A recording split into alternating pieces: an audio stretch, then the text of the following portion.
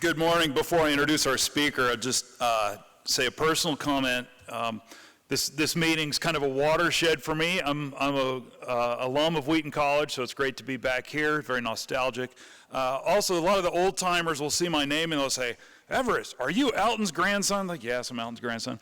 This is the first meeting, though, where more than one person, it happened more than once, but it's the first meeting where someone's come up to me and said, Everest, are you Thomas's dad? So it's a pivotal meeting for me. So yes, I am Thomas's dad.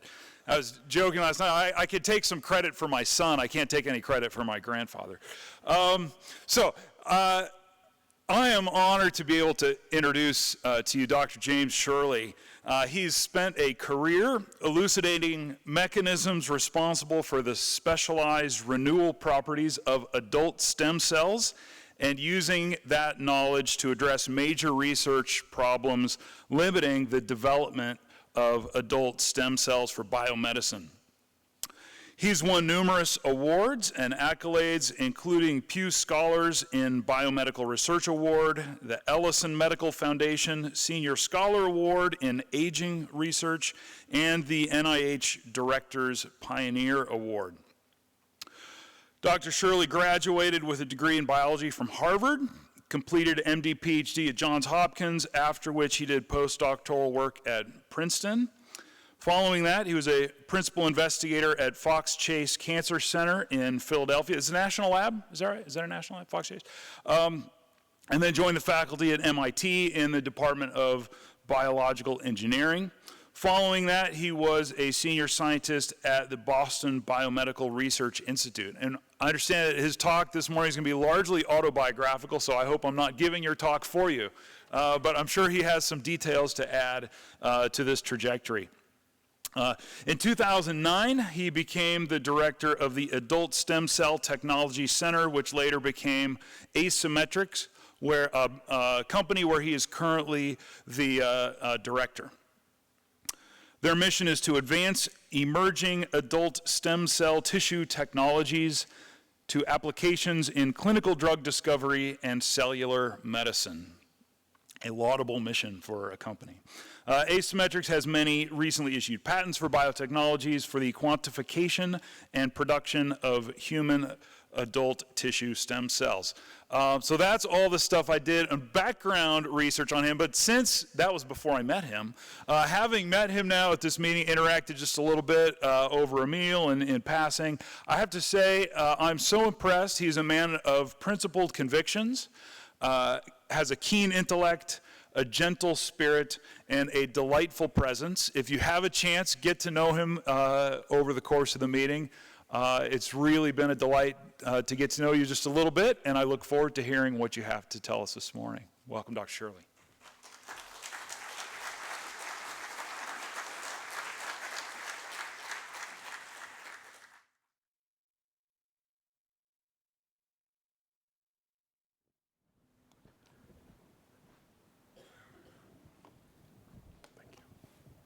Good morning. So I want to first thank Michael for that introduction, especially the end of it. And I really have enjoyed talking with you too, and those who I've met so far. I guess my slides will come up in a minute. I want to start off by just saying thank you to the organizers of the meeting to give me this opportunity to share with you this morning. I want to give a special thanks to the ASA members out at the Boston Roundtable who I think kind of orchestrated me having this opportunity. And I'm going to share with you today personally because it's a rare opportunity to do this in this setting around the thing that I've spent all my life doing, which is being a scientist. So I really appreciate the opportunity, and I want to tell you too that when Robin sent me the email invitation for this, she told me in the email, in our communications, that I could talk about whatever I wanted to, but she suggested to me that I talk about my life as a scientist, as a Christian. And I've not had that opportunity to do that publicly before. And so at first, I have to say, I was like, I don't know.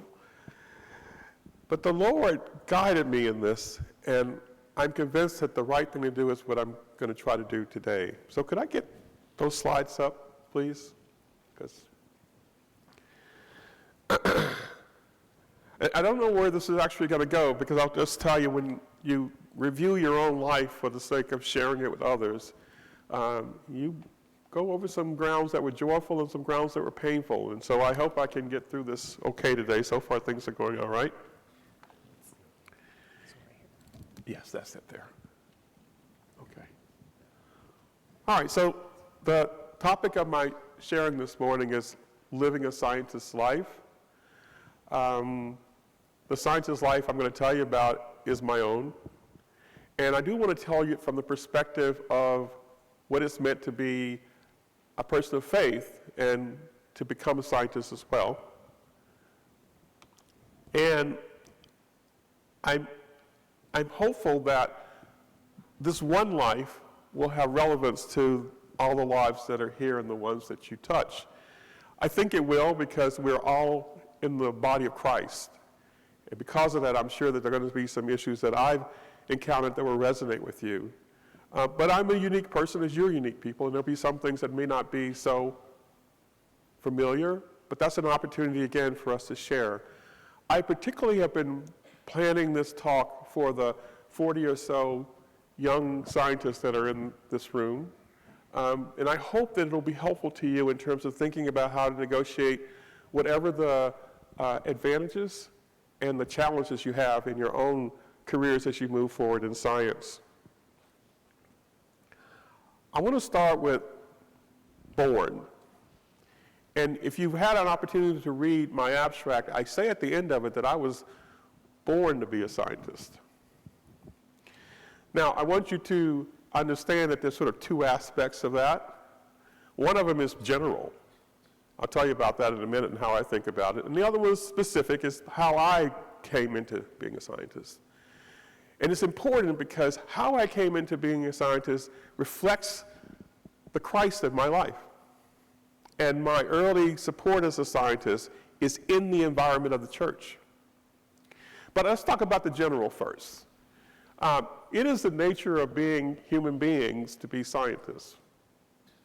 We all start off understanding and learning about our world by investigating it, experimenting with it, drawing conclusions about it, and then testing it. You all discovered gravity before Einstein. You ever heard of Einstein? Right? We've all seen small children push things off of tables or their feeding trays and watch it fall. They discover that. And then they learn that they can actually do operant behavior training, right, by doing it and have somebody keep picking it up for them. And then after that, they discover that they think then, things are pretty predictable here. If I push this off, dad or mom or sister or brother is going to pick it up and put it back up here. Gravity is reversible, right? And then they learn that the world is not predictable, because at some point, the person picking it up stops doing that. And maybe even takes the toy away, right? So so the difference between everyone and those of us who are trained in this profession is twofold. One, we have this special training. We spent learning how science, the codes of science, the practices of science, we understand that, we practice, apply it.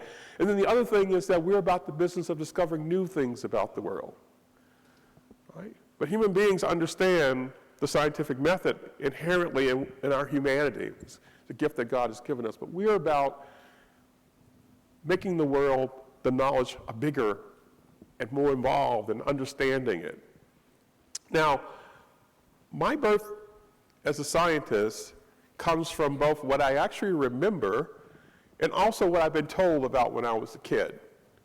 Right? So my parents were sharecroppers on the farm, the Pearson's farm in Memphis, Tennessee, outside of Memphis, Tennessee. And we picked the cotton fields there. And when I was a small boy, I still remember going to the cotton fields with my mother. We were given these grocery bags, and we were supposed to be picking cotton too. It was just to keep us out of trouble. Me and my sister, who's 2 years older, were about 3 or 4 years old at that time. And so I wouldn't pick any cotton. My bag would be full of insects. And I tried to take him into the house if my mom would let me. That's who I was then. Now, there was a big oak tree in front of our house, and that oak tree had carpenter ants in it. And when I was, again, about 3 or 4, I used to go out and squat and watch the ants. And the ants would discover me as I discovered them, and I'd invariably get ant stuck to my neck, biting me on my legs, and I'd run to my mom, and my mom would pick them off. And she got kind of tired of this behavior of her child, and she would say to me, "Stay away from that tree." And what my mom's younger brother, Uncle Charlie, used to tell me is that my grandmother said, "Ruby Lee, leave that boy alone. He's going to be a scientist." That's the first I've heard of that, and from that day forward, I am the scientist in our family. Everyone knows that about James. And I just want to tell you that that oak tree, for many years, stood there. And I would come home after I started college, and I would drive by, and the houses that used to be there and the cotton fields that used to be there was gone, but that oak tree was there. Now, in addition to that oak tree, about 3 or 4 miles away, at the end of the cotton fields, was a church called the Oakville Missionary Baptist Church. And I've been told that when I was a young child, my mom used to put me on her hip and take my older sister Josie by the hand and walk that 3 to 4 miles to go to church every Sunday. And that church is a part of my entire life, from my birth until we moved away to the city. My father got a job as a cement mason, and but we've always been a part of Oakville. And Oakville is still there. And I'm still a member there. It's the one place where I have a church membership is at my home church at Oakville. And at Oakville is where I was really nourished toward a career in science. My pastor was a chemist, and I got all of his support around James as a scientist. We just put on these African American history pageants. I was George Washington Carver, right? So my science starts in the church, was supported by the church from the very, very beginning. So what I want to turn to now, I'm purposely getting ahead of myself. I want to tell you about the scientists that, as I look back, that represent the role models, if you will, the visions for me to become a scientist. And these are probably the most important names I think about right now, and I just want to go through those. So Carver is George Washington Carver, and as I said growing up, the only scientist I knew about was George Washington Carver. I discovered him in 4th grade reading a biography about him, and I don't remember about the science that he was supposed to do. What I remember is that he was taken away from his mother because of slavery at the time. He was separated from his mom. His mom was taken away from him. That always sort of stayed with me. Now, I've heard since then, as I've gotten older, that George Washington Carver, maybe his science wasn't sort of all that. But what I think was most important about the work of George Washington Carver is that he showed that black people could be scientists too. You'll see why that's important for me. Now, you probably don't know Josie as a scientist. That's my older sister. She's 2 years older than I am. She always did everything first. I can remember when she first went to school and I couldn't go, I cried because I couldn't go.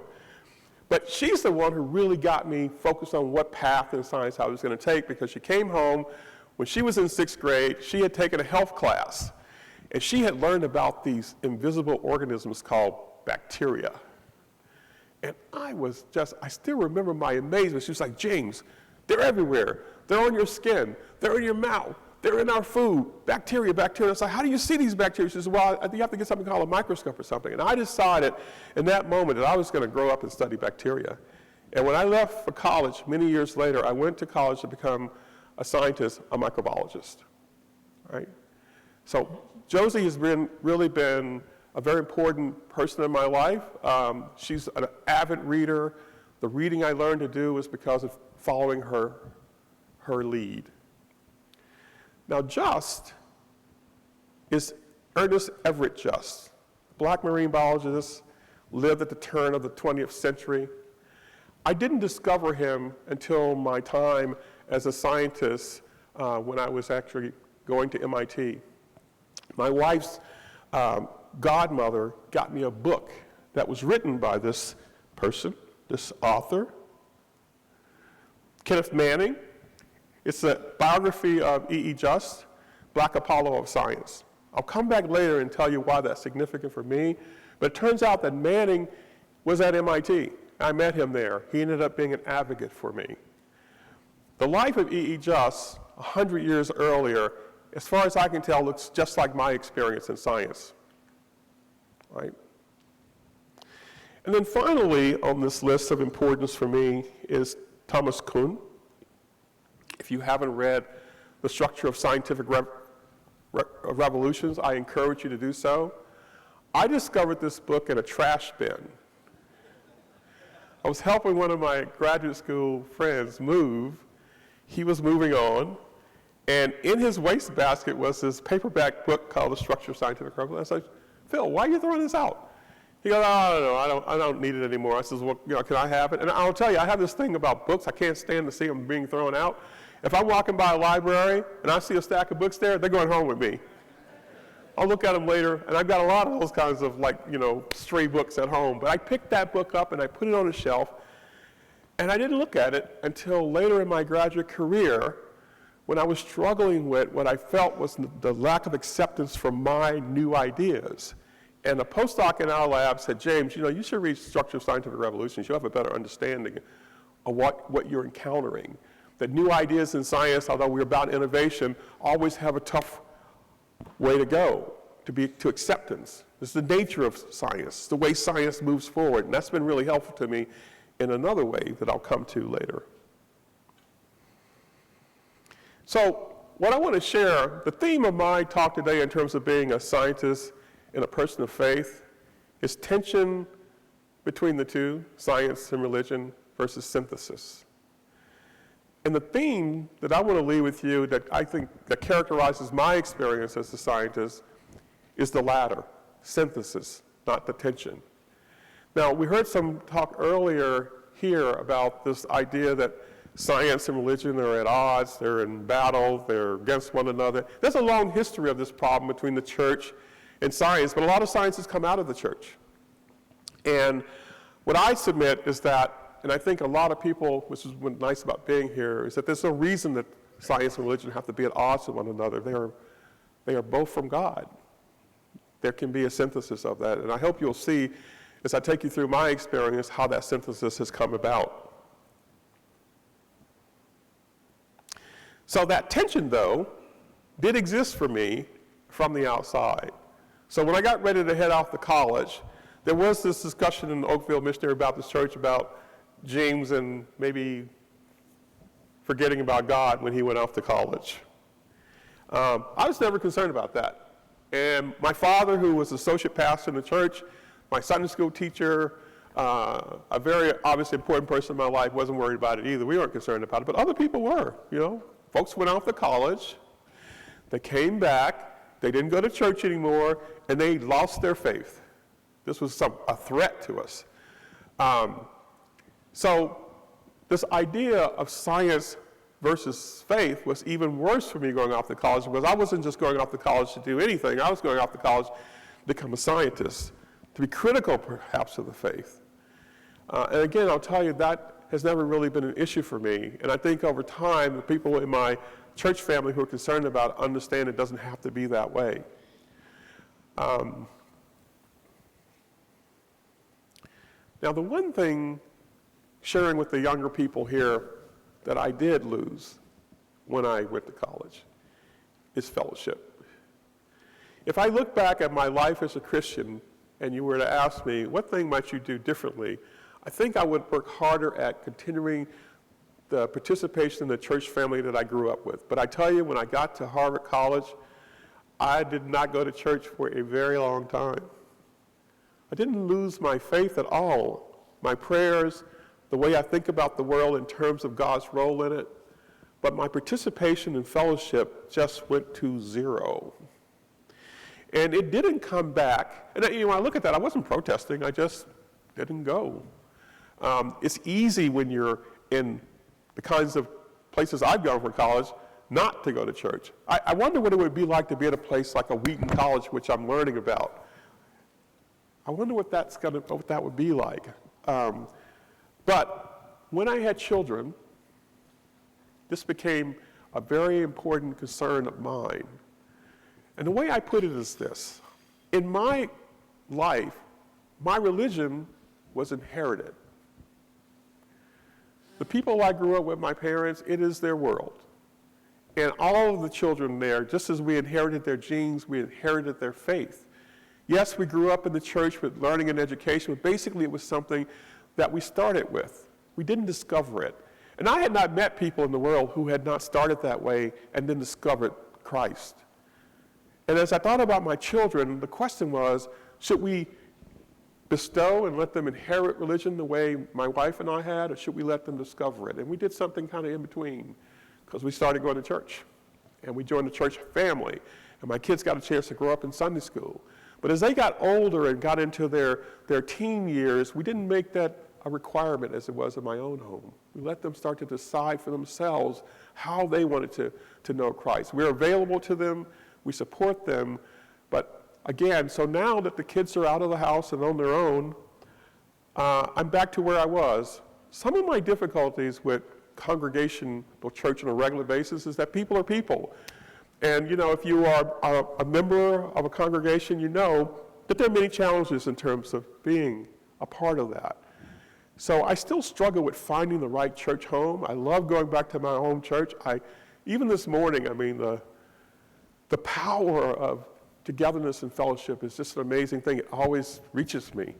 But I still haven't figured that out. My wife is a church every Sunday, but she's not a member of the church which she belongs to. All right, so we still are trying to figure that part out about fellowship, but I know it's important. That's been a challenge for me. So what I want to turn to now is what I identify as the main challenges I've had as being a scientist in my scientist life, and also in being a scientist in my faith and how my faith has played a role. That's how I want to spend the rest of my time. So there are 4 aspects of this that I want to go into. One is life, the challenges of being a scientist and just being a person in your society. The other one is the profession, what the challenges I've met in terms of my profession as a scientist and as a person of faith.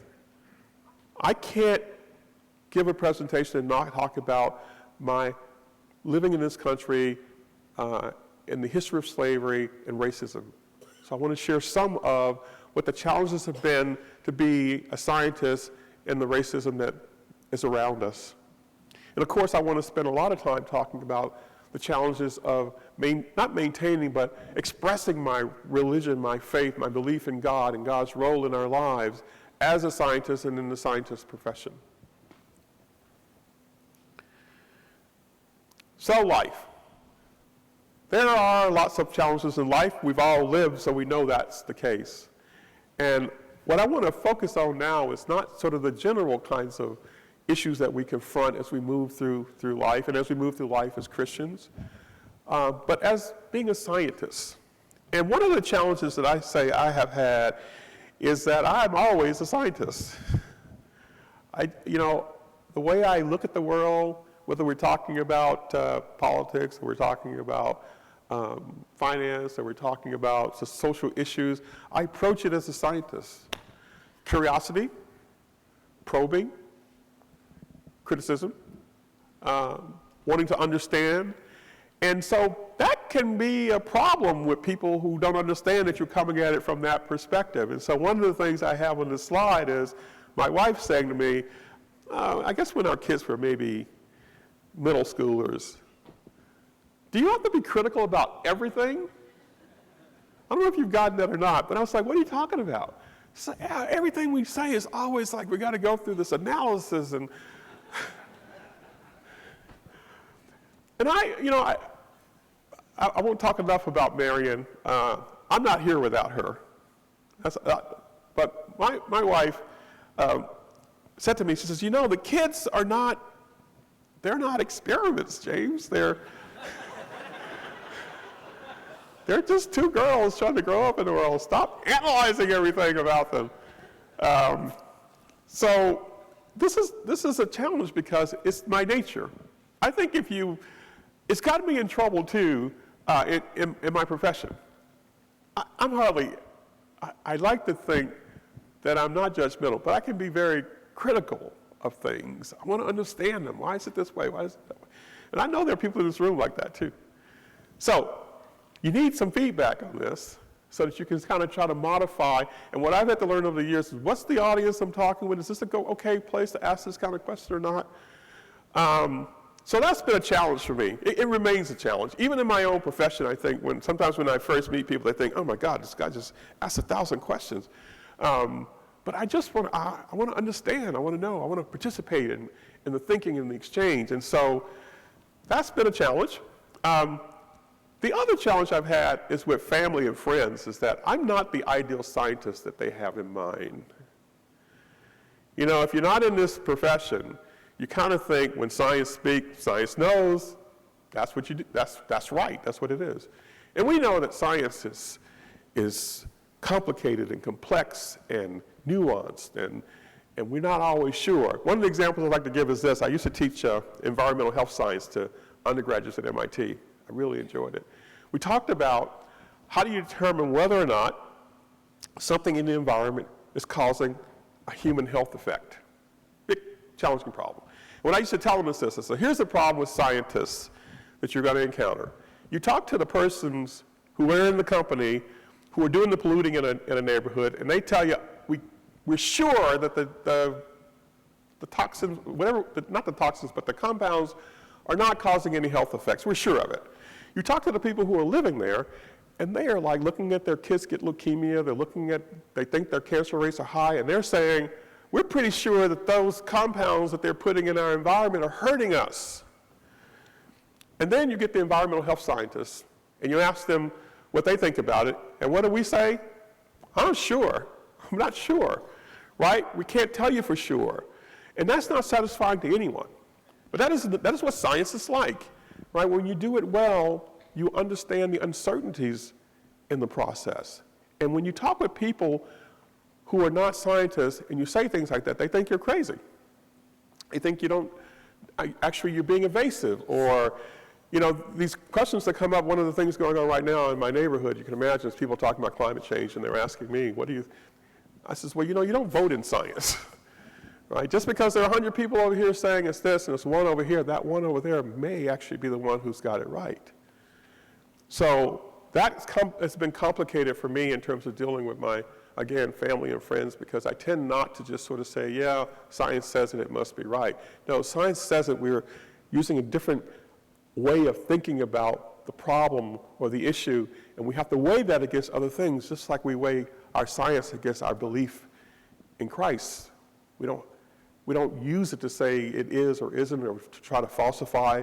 We just recognize it as a different kind of way of dealing with knowledge. The last thing I want to tell you about my life challenges is something that has to do with becoming a scientist, because I have spent most of my life in the past, not in the present, but in the future, thinking about how to prepare for what's next in my scientific trajectory. Thinking about how what I do now is going to impact later. And I want to give you an example of how lost I was about this. I'm not going to tell you how many times I've gone out and talked to young students about, you know, the 5 Ps: preparation, persistence, but also, you know, planning for the future. So this is what changed me. Sitting at the dinner table one evening with my family. At the time, my oldest daughter, Esha, was about 7 or 8. We were just having a conversation. And then Esha says, "Oh no, not the F word again." This is our 8-year-old, right? I look at Mary and I go, what is she talking about? Do you know what she's talking about? Esha, what's the F word? And Esha says, "Dad, you say it all the time. You know what it is." I go, actually, dear, I'm not sure I know what it is. She says, future. All you talk about is future. Future this, future that. Why can't we just talk about now? The wisdom of children. And in that moment, I saw myself for what I was. Always tell me, you got to do this now for that. It's really important, students, senior people here, it's important to be in the present. There's a role for planning for the future, but it's in the present where we interact with each other. It's in the present where we share. It's in the present where we help and support. If we spend all of our time saying, I'm only doing this, what's going to happen later on, you've lost something really important. And so now when I go out and talk to students, I actually talk about this specifically, about being in the present. And as scientists, because we're always thinking about where it's going, it's very important, but we have to spend some time thinking about what's happening in our present as well. I want to turn to profession. And I put this way because this is my scientific life. Right? The two things that are there are inseparable as far as I can tell in my own experience. And the one that you can't really see as well is this one. Now, there are lots of ways in which people differ from one another. And human beings have gotten very good at treating others unfairly or discriminating against them because they're different than them. Races, we won't get into talking about the scientific basis for race, but race is one of those differences. And I appreciate, and I've had some conversations here too, that there are lots of reasons why human beings are discriminated against one another. But what I want to submit to you is that this one in America is different. And the reason it's different, I think, and there may be some others like it, is because that type of discrimination and unfair treatment is based on questioning the humanity of the other. Right? This whole notion is that the way often humans oppress other humans and they justify within their faith is by saying they're not really human. They are subhuman. And in the history of science, scientists have contributed to that approach.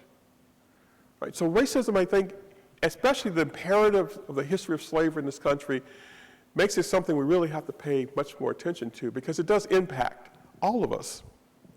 Now, what I want to do in this moment in talking about this particular challenge is to say the relevance here to my Christian faith is because of the things I've encountered in this country, because of my race, I would not have gotten through them without God. I would not have gotten through any of these things that I'm not going to tell you about if it wasn't for my faith in God. That has really made a difference for me. It's given me a different kind of understanding about this. It's helped with the pain, it's helped with the anger, all of those types of things. What it's meant in my profession, racism, is that I've encountered, so Michael gave you that list of all the wonderful opportunities that I've had, right? So if you look at my career on paper, it looks just like he must have really had a great time going through. But I assure you that what's missing from there is all of the nots, the no's, and the nevers. And they're just chronic. I mean, so I thought about this a lot, and I didn't really come to a conclusion this morning about how to share this, because I could just give you like one example after another, and some of you would say, oh my goodness, that happened? And others you would say, well, that could have happened to anybody, right? But I'm telling you that many of these things that have happened that I'm going to just share a little bit about are because of racism. Now, the racism I'm talking about, I mentioned Kuhn early on, because talking about presenting new scientific ideas and going out and presenting, new data, new findings, there's going to be resistance. What I want to tell you and share with you is that the resistance that I have encountered is beyond that. Some of it I understand now is because people just not being familiar with a different kind of person, a different heritage coming forth with new ideas, but there's a certain level of distrust because of being different. And that isn't unique to racism in science, but that's beyond what Kuhn talked about in terms of just the natural process of science and the natural vetting process that takes place before new paradigms can move forward. The other thing is that I read E.E. Just. I got the book E.E. Just from my godmother when I came to MIT. I didn't read it until the protests against racism that I undertook at MIT. I read it in that moment. And the thing that just boggled my mind is that in many places I could just put my own name in there 100 years earlier and it would be the same. The things that Just encountered in terms of his ability to have his research accepted, to get positions to do that research, to find funding for it. So I want to share 3 things with you about my experience. I think some of you may be aware that I underwent a hunger strike for about 2 weeks at MIT to protest the racism in the denial of my tenure case. And I want to, again, emphasize again that I'll emphasize it in this way. So if you ask me, what counsel did you take, James, before you decided to do that? Who did you talk with? Did you talk with your wife about this? Did you talk with your pastor? Did you talk with your father? I didn't talk with but one entity, and that was God. The only counsel I took in making that decision was in my faith that it was the right thing to do. And my wife is still getting over forgiving me for that, because she found out about it like everybody else when I announced it. And my faith told me that was the right way to proceed, and that's what I did. I have never looked back at that decision. So that's one thing about how racism has impacted me. The second thing is, what I didn't tell you in my journey at becoming a scientist, the thing that I've always wanted to be is an independent investigator. From the days when I wanted to come and be a microbiologist, I ended up being a cancer cell biologist. I just can't tell you how much my psyche is for being that. I love the interaction with students. The best people used to ask me, well, what's the best thing about being at MIT? The students. That opportunity to work with young minds and train and teach. So it's what I've always wanted to do. And what happened because of that protest is that I don't get to do that anymore. I've talked with some of you about what I do at Asymmetrics and how I enjoyed it and it's important to me and everything, but I don't get to do the thing that I always wanted to do. Now, the third thing I want to tell you about this is that the other thing that changed because of that protest is how I pray. So, I used to pray for things that I wanted, that I hoped for. God, please let this happen. God, please do this, God. And now my prayer is, God, give me the joy of following whatever path you put before me. Give me the strength to do the things and the understanding to approach them in the way you would have me to approach them. And that prayer really represents the fact that I learned from that experience, as my mom has always told me. She says, son, sometimes what you want is not what God has for you. And so it's really about, in my career now, saying that you never know what God actually has for you in mind, or if he's even thinking about what you're doing. But I hope to think that the things that I do and the way I proceed now, although I don't get to do what I wanted to do, are important that I'm doing what I am doing. So I want to move on now from that aspect of my life as a scientist and as a person, and I want to spend the rest of my time talking about the challenges of being a scientist with the faith that I have in God. And those are the elements that I want to go to. For me, as I said earlier at the beginning, it's always about the synthesis between science and faith. And I want to say this, so the roundtables that some of you participated in and the ones that we have back in the Northeast have been really a great place to have an expression of that. One of the challenges is this as a scientist. My thinking is, God gave us science. It must be okay to use it, even to ask questions about God. But as you know, certainly in my church back at Oakville, if you say, I wonder if I could do an experiment to figure out and show how God is in the world, people would say, what are you talking about? Don't you just believe? Faith is all you need. I agree, faith is all you need, but that doesn't mean you can't have the intellectual exercise of asking a question. How would you go about, besides what we feel, what we believe, what we think, demonstrating the existence of God in the world? We've had examples of that with miracles in the past. God has done that for us. But I like that idea of, like, apply the scientific method. Don't worry, we're not going to falsify the existence of God. That's not going to happen. We may discover something more about our world by taking our tools that we've been given and applying them. I really enjoyed the talk last night thinking about other aliens and Deborah's thinking about how that relates to our worldview here now. So that's something that I continuously think about, how does the science and the existence of God go together? Now, it may be, as I will agree, that maybe you can't really investigate God because God actually gave us the investigatory tool.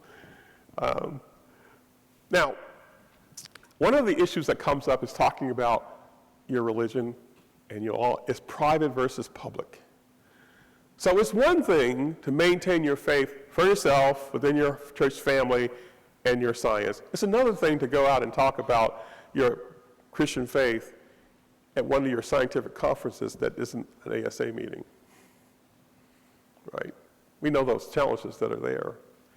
And once you go out and you start talking in public about issues where science and religion play a role, the public arena can be a really kind of threatening place, right? One of the things that I've seen is that in the debates I participated in around the science of human life and humanity, is that the moment a scientist, and it's been my experience, so I'll give you what it's like. You're at some kind of debate, you're discussing an issue, somebody from the audience, usually a reporter, says, "Isn't your father a Baptist minister?" Or, "Aren't you a member?" When that happens, the reason that question is asked, because then everybody in the room stops listening to anything you've got to say about science. That's something we have to change. It has to be understood that my faith does not mean that I don't practice a scientific method like everyone else and apply the same rules and requirements, because I do. Right? It doesn't invalidate my contributions in the area of science because I'm a believer in God and Christ. But I'll tell you right now, amongst many, when you talk about the fact that you believe in something that you cannot show and let someone else touch it and feel it the way you do, your scientific credibility, you can sort of hear it just plummeting. And so it's been a challenge for me to think about how to manage that. And I'll tell you that if you look at some of the things that I've written in these areas, I'm going to skip beyond science and humanity and go to negotiated moral versus ethical. And talking about how, based on science, we think people should behave about the treatment of individuals, the treatment of embryos, those types of things. You can talk in the scientific community about ethics, right? Because ethics is something that we agree upon, right? The ethic, it can be a good ethic, it could be a bad ethic. Thieves have ethics, right? We can define it. And if you look at the regulations about, again, the treatment of early humans and unborn children in the scientific regulations like NIH and like that, they talk about ethical science. What's missing is moral science, right? What's hard to do is to bring to bear a foundation, a basis that's actually based on talking about what's good and what's bad, what's good and what's evil, what's right and what's wrong. But in our faith, we know that there is good and there is evil. Trying to bring that to bear in scientific discussions is quite challenging. And one of the things I've been looking at is how to, so what I was going to say earlier, if you look at my writing, it talks about whether this is ethical or unethical. But in fact, what I'm thinking is whether this is moral or immoral. And trying to move that into the public arena is quite challenging, and it's something I think groups like this have to think about how to do that.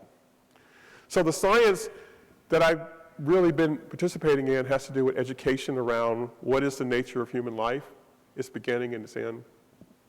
And again, there have been challenges there to, and I say to people sometimes when I am involved in these discussions, I say, you know, I want to talk about what we as scientists know. I want to be truthful about what we as scientists know. And then the public can make a decision about how it wants to behave or policies that are written based on that. But it's very challenging to also say in the same breath that I don't think God wants us to be doing what we're doing when it comes to how we treat fetuses and how we use fetuses for doing research and how we destroy embryos for embryonic stem cell research. I don't believe that is right. But what I've tried to do in the public arena is to say, let us make sure at least you're getting a fair and truthful statement about what we know as scientists about this. So I want to close with this slide here by telling you, I hope you take from my talk, that I view my opportunity in life to be a scientist as a blessing. It's a very special profession that we partake in.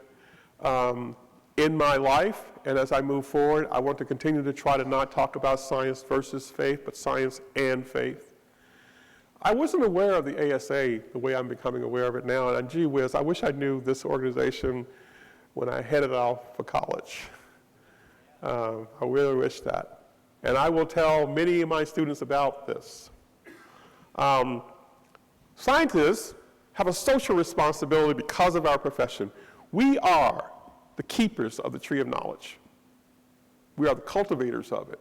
All sorts of knowledge about how the world works. And although we started out by doing some things that God didn't want us to do in terms of eating from that tree, we are now its stewards. Many of you may be like me. I am trained. My education is paid for by the public. Scholarships, fellowships. And I feel a responsibility because of that to give back in terms of helping the public to understand what it is we do and why we do the things we do, and to help inform the various processes that have to do with things that have to do with how we treat one another in this world. And so I come with the close that I aspire for moral science, a science where we can apply this tool, this wonderful approach to understanding the world, and do it from the perspective of what we think God would have of us to do. That there are appropriate and inappropriate things to do with our tools. Right? And if we can do that, problems like discrimination, unfair treatment, many of those will fall away as well. And the bottom line is, forget about the science. It's about putting God in our lives and what we do. So I want to thank you for the time and for your attention, and I'm happy to address questions and comments. I look forward to talking with you in the meeting. And let me just say, I'm available to you for these issues and others after I leave here. My email address, please reach out to me. I hope I will join and see you guys in the future. So God bless and God keep you. Thank you.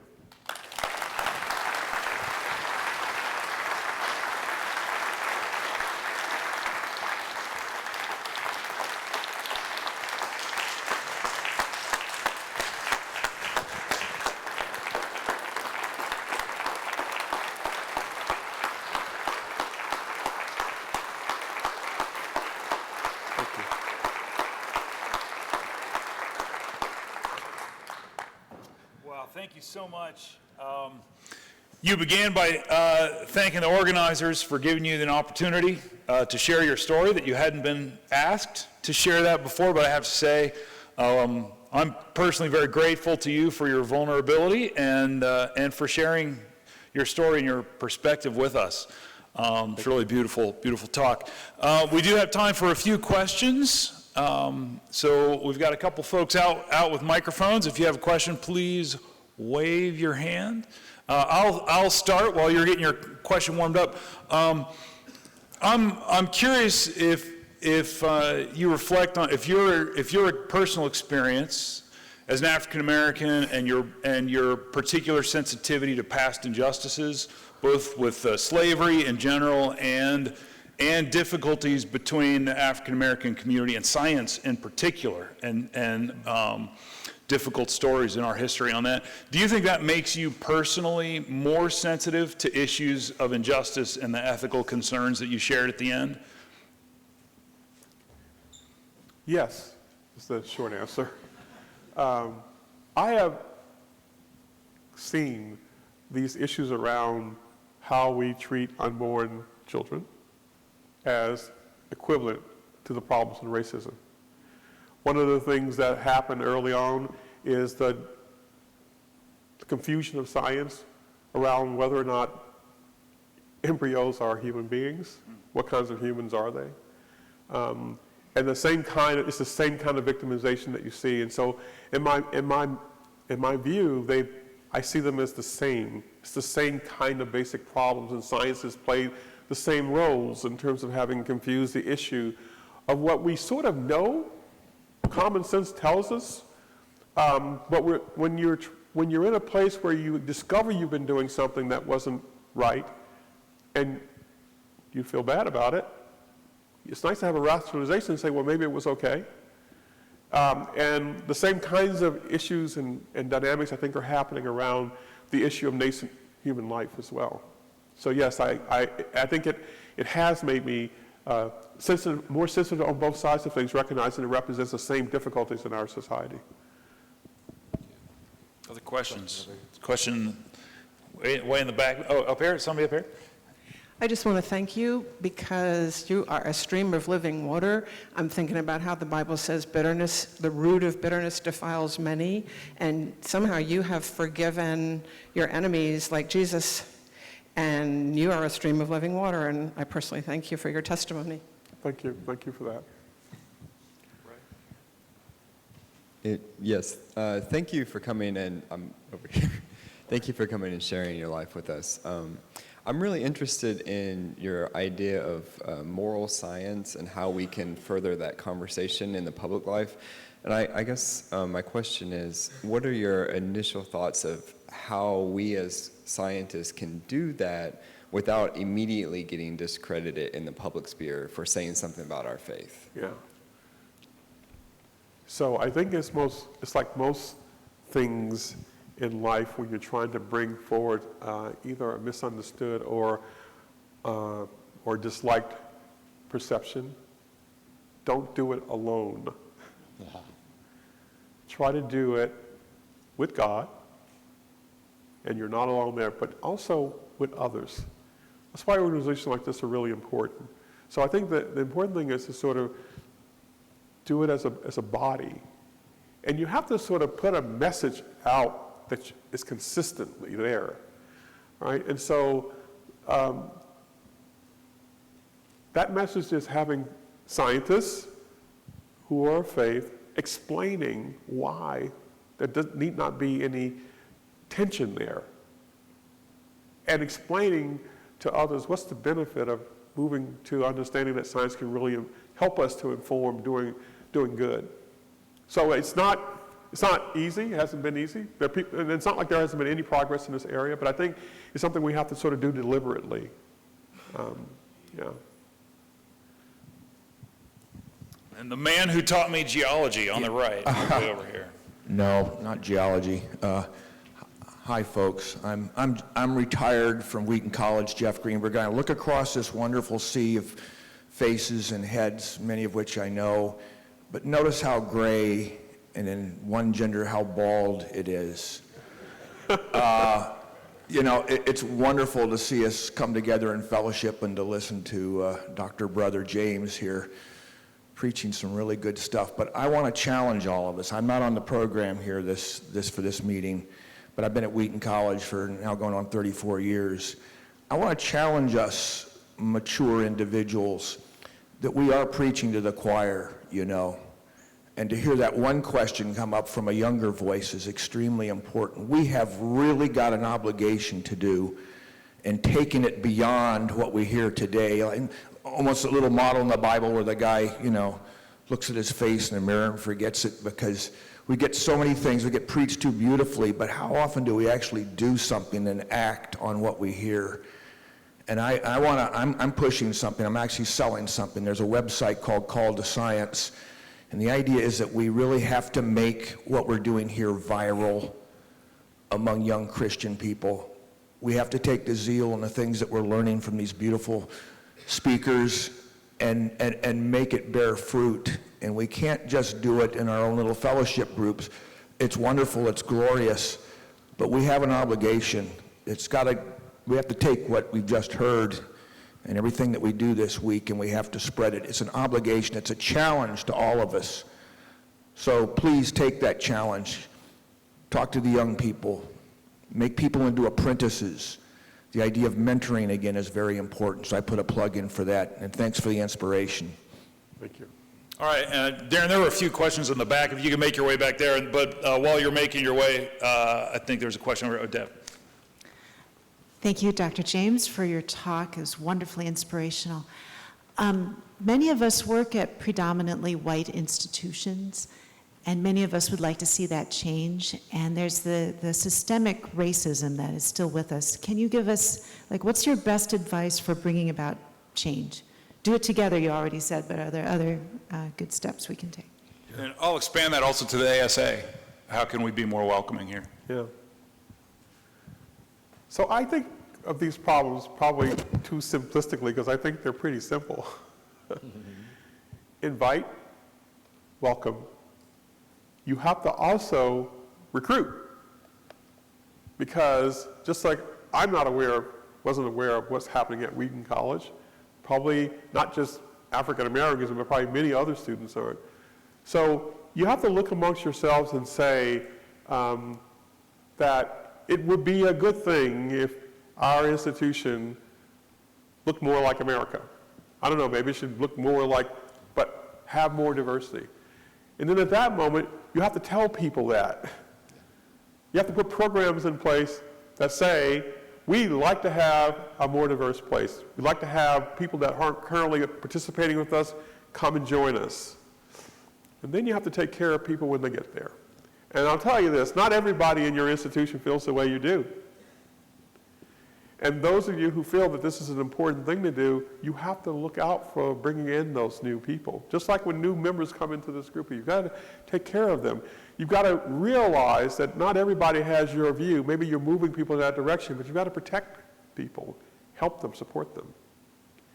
And then you have to involve them, right? So nothing's better when you're trying to build that kind of recruitment than to have people who've gone through and have learned about what the goodness is there to invite other people.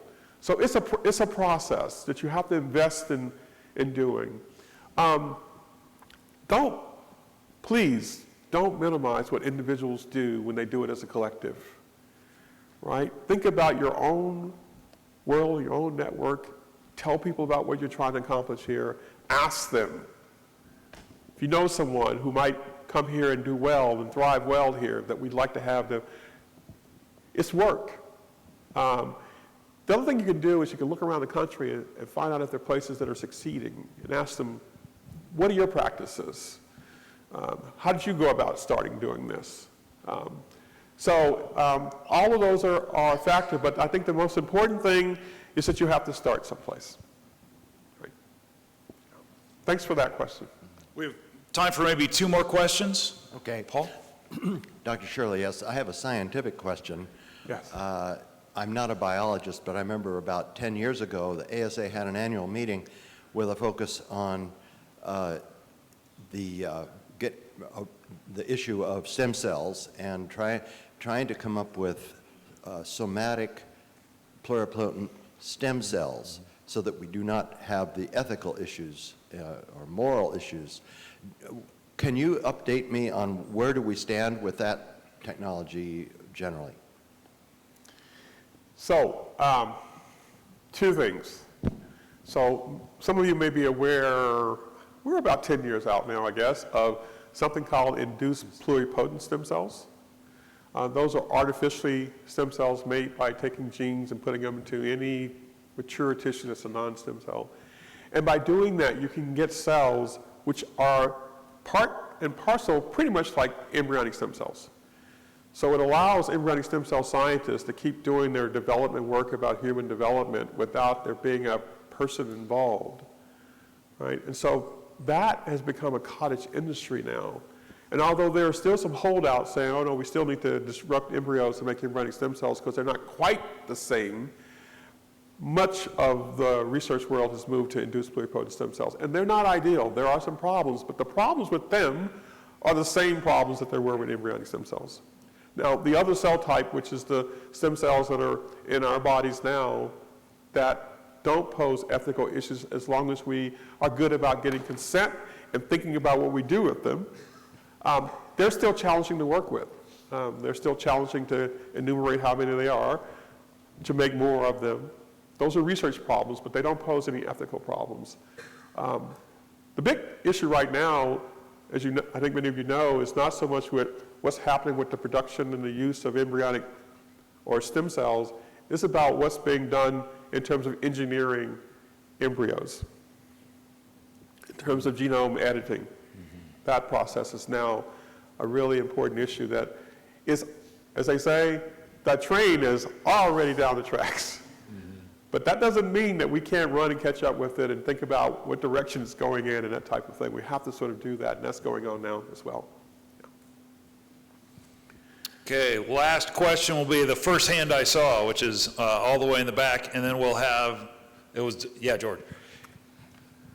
Taking it in a slightly different direction, you raised the question of investigating God scientifically. Yes. Or investigating God's action in the world. And I know some people have tried to do experiments on the success of prayer and things like that. It would seem to me that the prohibition, you shall not put the Lord your God to the test, would be a basic problem for that approach. I suppose it would. Can I ask a question myself? Yeah. Could Sarah have her question before we go? Yeah, go ahead. Thanks so much for sharing your story. As a younger scientist, just finishing up my PhD and looking to start a career soon, I was wondering if you had any advice on navigating science and faith versus science versus faith conversations with our colleagues or supervisors or even students. Yeah. All right, so this is going to seem like maybe a trivial response, but start the conversation. So here's the thing. Oftentimes, when we're in our academic setting, we just don't know. We just don't know how that student, that professor, that colleague feels about this. We could try to listen. I heard about listening, and you might discover, oh, yeah, they talked about the fact that they go to this particular church or something, and then you maybe can start a conversation about that. But you can start by just taking the risk of sharing. When I was a professor and mentored students, one of the best things that ever happens when I discovered a student was a student of faith, because it gave me something else to work with them with, without having to be concerned about maybe offending someone else or even annoying someone else because of me bringing to bear prayer. So I think it's challenging, but in your interpersonal relationships, you just simply have to try sharing and try asking. There's nothing wrong with asking, hey, how do you feel about the Lord? You'll know right away from that, when you ask that question, what's going to happen with that. And I want to say one more thing. The roundtables that some of you participated in, they're about helping with getting those conversations happening amongst academic faculty in the sciences. The ones who are not necessarily believers, and the ones who are.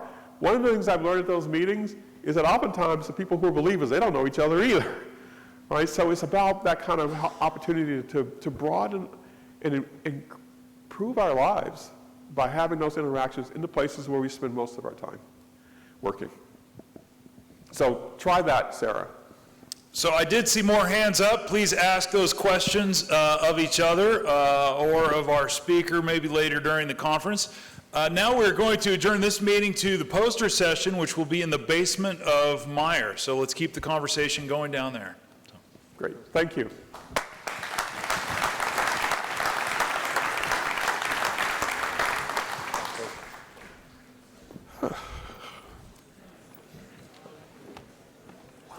Thank you. Thank you.